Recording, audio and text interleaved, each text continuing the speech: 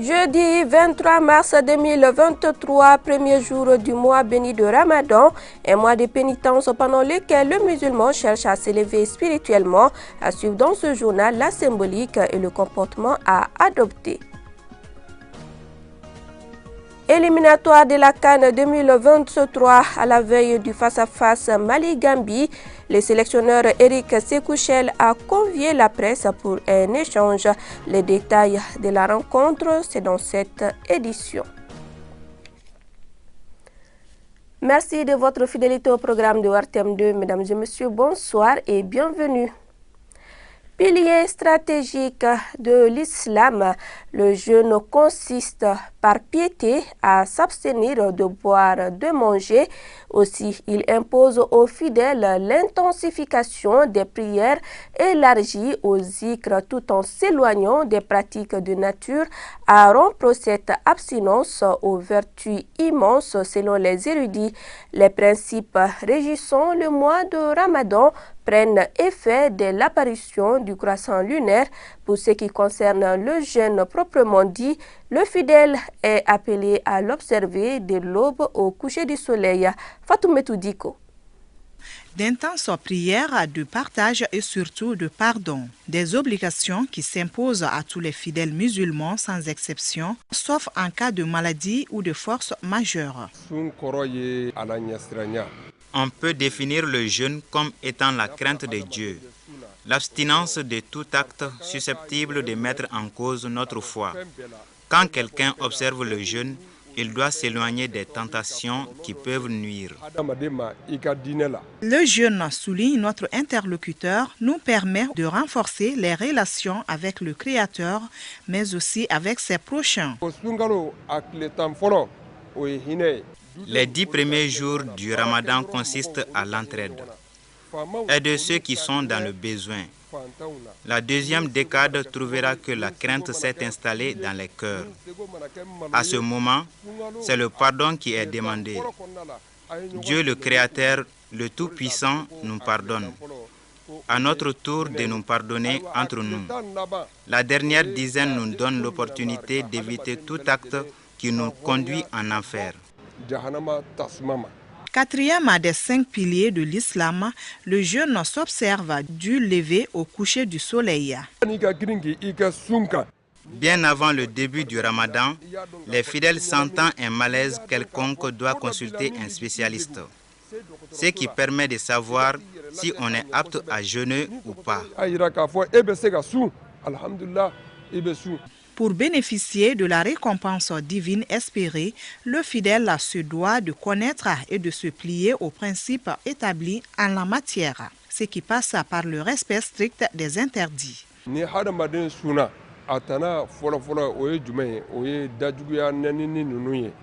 Durant l'observation du jeûne, il faut éviter les propos injurieux, de tenir des propos accusateurs d'autres personnes. Il faut également éviter de faire peur aux gens. Certains sont à l'aise quand ils jeûnent, mais une fois que vous parlez des autres auprès d'eux, ils seront obligés de se mêler aux échanges. L'eau et les aliments sont strictement interdits.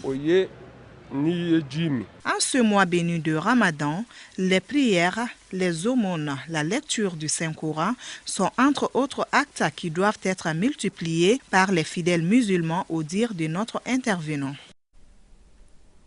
Si le jeûne repose en grande partie sur l'abstinence de manger et de boire, force est de reconnaître que son observation demande une bonne santé. Les fidèles souffrant d'une maladie quelconque se doivent de consulter un spécialiste avant de s'y engager, ce qui évitera d'éventuelles complications pouvant en découler. C'est ce que nous dit Mathia Traoré dans ce reportage. Le jeûne pendant le Ramadan consiste à s'abstenir de boire et de manger du lever au coucher du soleil. Tout musulman pratiquant doit obligatoirement se soumettre à cette pratique de l'islam. Cependant, certaines restrictions s'imposent. Ceux qui ont les maladies chroniques, telles que l'hypertension artérielle, les pathologies gastriques, telles que l'ulcère gastro-duodénal. En général, si on a ces pathologies, il est important d'évaluer ta santé avant de commencer à jeûner. S'abstenir de la nourriture et de l'eau toute une journée est certes contraignant, mais cette pratique a beaucoup d'avantages sur le plan de la santé.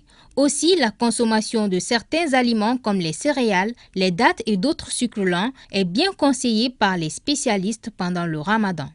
Lorsque notre santé nous le permet, la meilleure façon de commencer le jeûne à l'aube, c'est d'abord de privilégier la consommation d'aliments riches en sucre lent. Ça veut dire tout simplement les sucres que nous pouvons retrouver dans les céréales et également privilégier les sucres naturels. Il faut consommer les aliments riches en protéines, que ce soit en protéines animales ou végétales. Lorsqu'on commence le jeûne, il ne faut pas oublier d'hydrater l'organisme. La meilleure des boissons, il faut le souligner, c'est l'eau.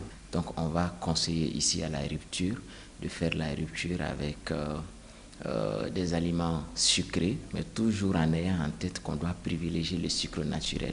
Ce n'est pas parce que j'ai passé toute la journée, je n'ai pas mangé, que le soir à la rupture, je dois faire le plein de l'estomac. Ceci n'est pas du tout conseillé parce que le carême a aussi ses avantages, ses bénéfices sur notre santé. Ça permet à l'organisme de se débarrasser des toxines issues de notre métabolisme. L'une des conditions préalables pour observer le jeûne est d'être en bonne santé. Même si le jeûne a des bienfaits pour l'organisme, il est conseillé pour ceux qui souffrent de maladies graves de consulter un spécialiste.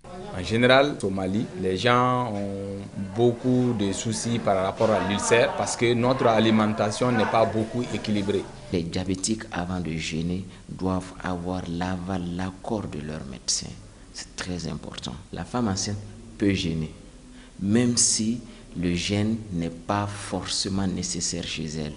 Mais il y a des périodes. Lorsque nous ne respectons pas une bonne alimentation pendant le mois de carême, il peut y avoir des conséquences. Quelqu'un qui passe des heures sans manger et qui refuse après de manger à la rupture ou qui ne le fait pas bien peut être confronté à des carences nutritionnelles. Tout comme le contraire. Jeûner est une obligation pour tout musulman jouissant de ses facultés mentales et ne souffrant pas de maladies graves. Cependant, certaines pathologies ne s'accommodent pas de privation de nourriture et d'eau pendant toute une journée. Pour les personnes qui en souffrent, l'islam prévoit des dérogations.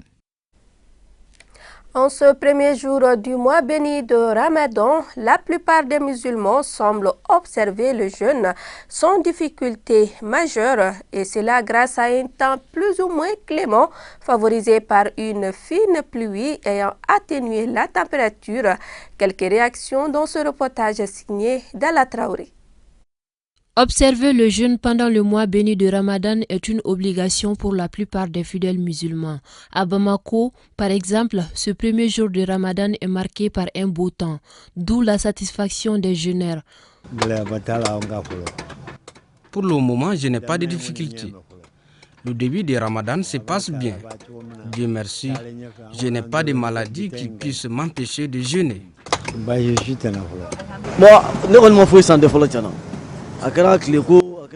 Je ne sens rien pour le moment. J'aimerais que cette tendance se maintienne. Malgré le fait que j'ai un problème gastrique, j'observe le jeûne. Ça va un peu.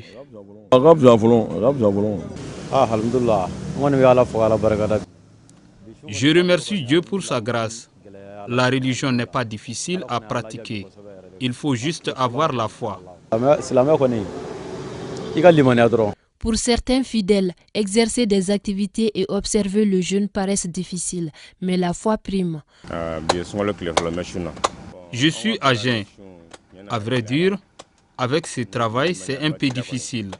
Si tu n'as pas la bonne foi, tu ne peux pas observer le jeûne et travailler en même temps, car c'est un travail de force. C'est un peu difficile, surtout de s'abstenir des choses qu'on aime.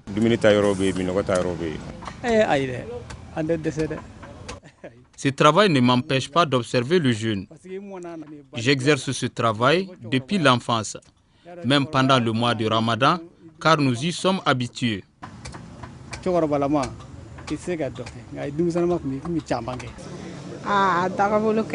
Le Ramadan commence bien.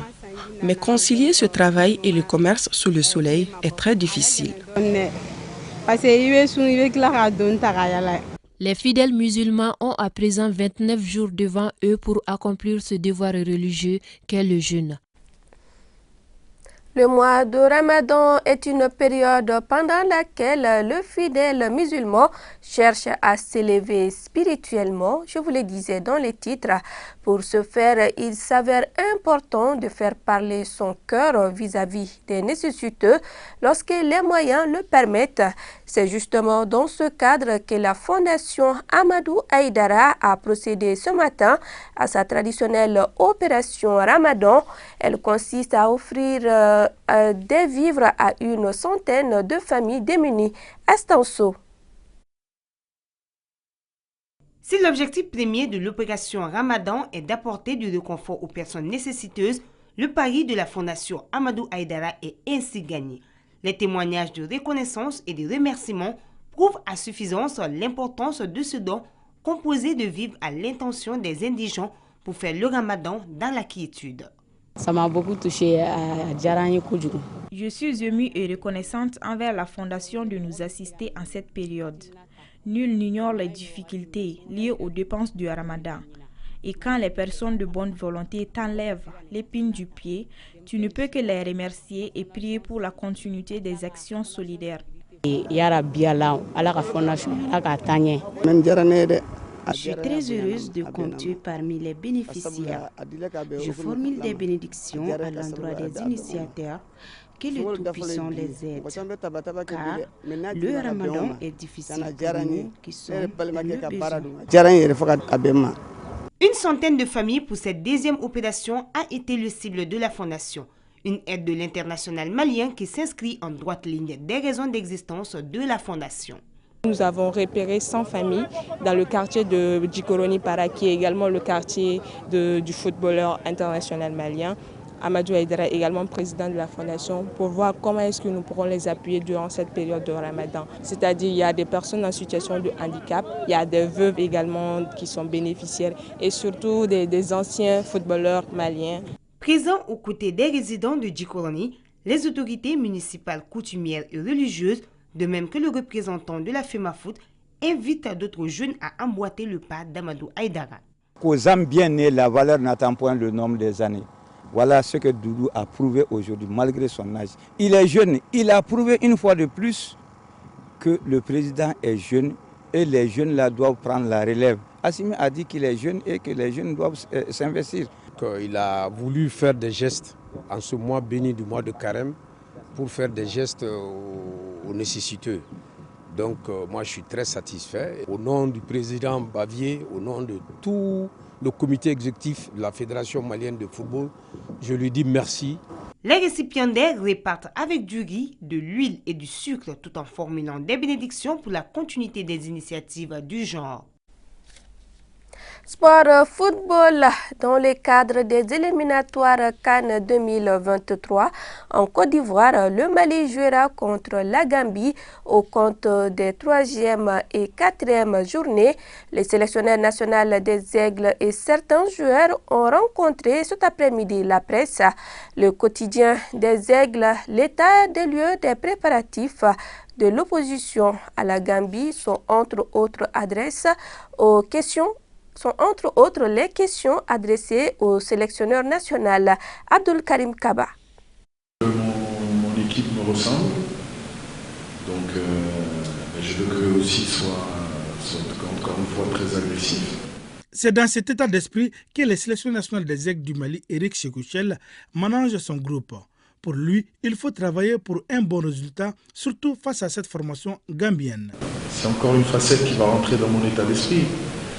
C'est que je vais tout faire pour, encore une fois, avoir des résultats comme j'ai toujours dit. Le football qui doit me caractériser, c'est un football agressif avec de l'intensité et une certaine qualité technique.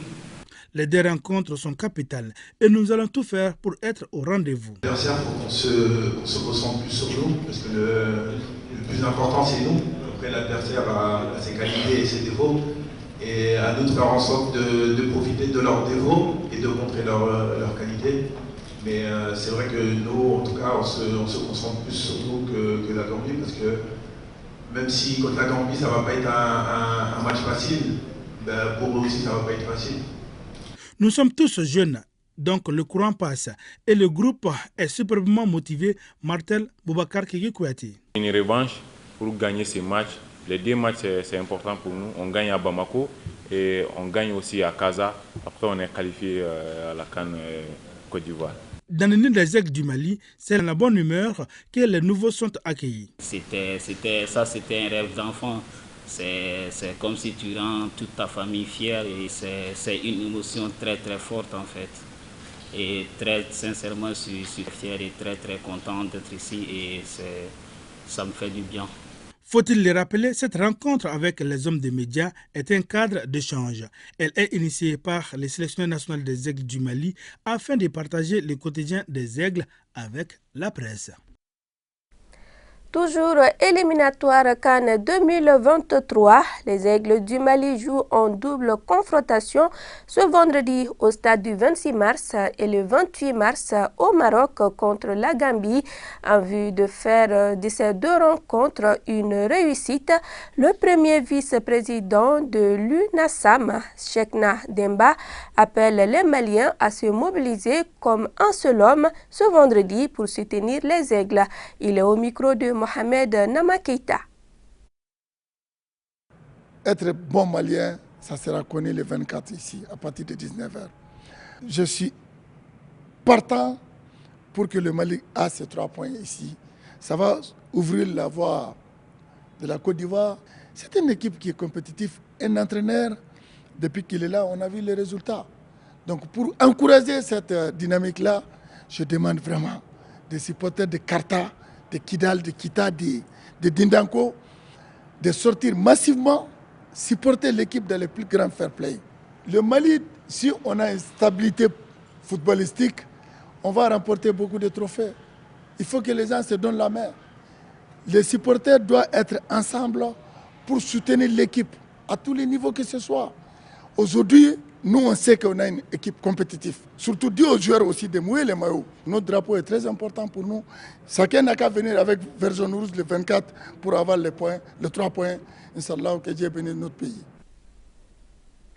Bonne chance aux Aigles. À présent, le point Covid de ce jour. Sur 195 tests réalisés, 2 cas positifs, 8 guéris et 17 personnes sont sous traitement. Pour vous protéger et protéger les autres, suivez les mesures de prévention et faites-vous vacciner. C'est tout pour cette édition. Grand merci à vous de nous avoir suivis. Très bonne suite de programmes sur ORTM2 et bon début de Ramadan.